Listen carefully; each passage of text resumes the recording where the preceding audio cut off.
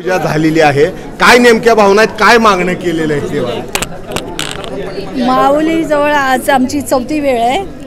ही पण आम्हाला कार्तिकची आम्हाला पूजा करायला भेटली, हे आमचं सौभाग्य आहे माझं आणि सगळ्या आमच्या घरादारांचं, सगळ्यांना त्याचा आशीर्वाद भेटला पाहिजे।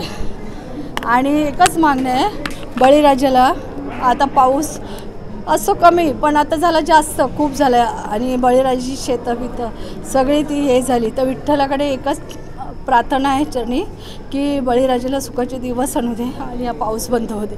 ज्या पद्धतीने आषाढी आणि कार्तिकी दोन्ही पूजेचा मान तुम्हाला मिळतोय, देवेंद्र फडणवीसांनंतर तुम्ही म्हणजे त्या कुटुंबानंतर तुमचंच कुटुंब आहे महाराष्ट्राच्या इतिहासात। नाही, आता देवाची जशी माऊलीची विठ्ठलाची जशी आम्हाला आशीर्वाद आहे तसा आशीर्वाद आम्ही त्याच्या चरणी येऊन मस्तक चरणी ठेवू। असं कधी विचार केला अशी पूजा सगळ्यांना मिळून करायला मिळेल, दोन्ही पण आषाढी आणि कार्तिकी?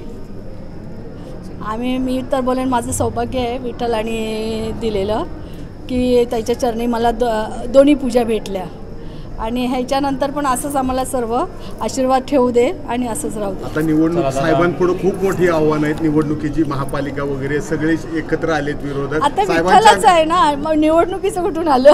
तसं नाही, म्हणजे साहेबांना ताकद हितलं मिळते। चला बाई, साहेबांना ताकद विठ्ठल देणार, साहेबांना ताकद विठ्ठल देणार। ज्या आरती कार्तिकी पूजा आमच्या हातून घडली त्या आरती साहेबांना पूर्ण ताकद देणार देव विठ्ठल।